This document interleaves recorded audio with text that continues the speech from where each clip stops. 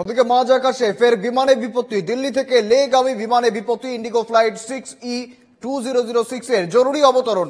যান্ত্রিক ত্রুটির কারণে জরুরি অবতরণ। দিল্লিতে জরুরি অবতরণ ইন্ডিগো ফ্লাইট 6E2006 এর। বিমানে 182 জন যাত্রী ছিলেন, সকলেই নিরাপদে আছেন বলে খবর। আবারও জানাবো বিমানের আতঙ্ক, আবারও মাঝ আকাশে বিমান বিপত্তি। মাঝ আকাশে ফের বিমানে বিপত্তি। দিল্লি থেকে লেগামী বিমানে বিপত্তি। ইন্ডিগো ফ্লাইট 6E2006 এ জরুরি অবতরণ। যান্ত্রিক ত্রুটির কারণে জরুরি অবতরণ। দিল্লিতে জরুরি অবতরণ ইন্ডিগোর ফ্লাইটের। বিমানে 182 জন যাত্রী ছিলেন, বর্তমানে সকলেই নিরাপদে আছেন। আমাদের সঙ্গে রয়েছেন প্রতিনিধি প্রণয় চক্রবর্তী। প্রণয়, কি রয়েছে আপডেট?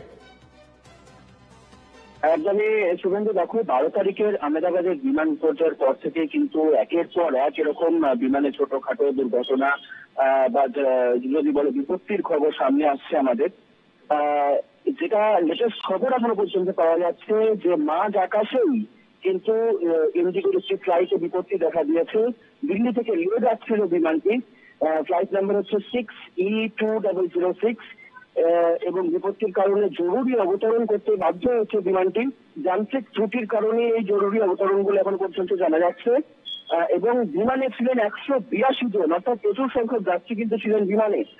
তবে সকলেই নিরাপদ আছেন। যান্ত্রিক ত্রুটির কারণে কিন্তু বিমানটি জরুরি অবতরণ করে। এবং ইন্ডিগোরই আরেকটি ফ্লাইট, আমরা যদি গতকালের খবরের দিকে নজর রাখি তাহলে গতকালও ইন্ডিগোর একটি ফ্লাইটে কিন্তু বিপত্তি ঘটে এবং এই বিমানে গতকালের যে বিমানটি ছিল সেটা হচ্ছে 6E6312। এই বিমানে ছিলেন ভূপেশ বাঘেল, এমনটা জানা যাচ্ছে।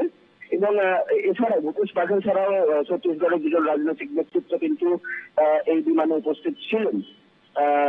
নিরাপদে অবতরণ করে বিমানটি, কিন্তু বিপত্তি দেখাতে যাত্রীদের বিমান থেকে নামার সময় যান্ত্রিক ত্রুটির জন্য বিমানের দরজা খুলছিল না। প্রায় 8 ঘন্টা বিমানের ভেতর আটকে ছিলেন বাঘেল সহ অন্যান্য যাত্রীরা।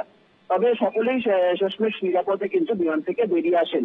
তো একের পর আমরা দেখতে পাচ্ছি যে একের পর এক বিমানে দুর্ঘটনার খবর বা বিপত্তির খবর কিন্তু সামনে আসছে। কেন হচ্ছে, কেন এই সমস্ত বিপত্তি হচ্ছে, ছোটখাটো দুর্ঘটনা লেগেই থাকছে বা ছোটখাটো বিপত্তি আমাদের সামনে কেন এত বারবার সামনে আসছে, সেসব কিন্তু অবশ্যই তদন্ত সাপেক্ষ ব্যাপার। শুনুন। বেশ, ধন্যবাদ প্রণয়।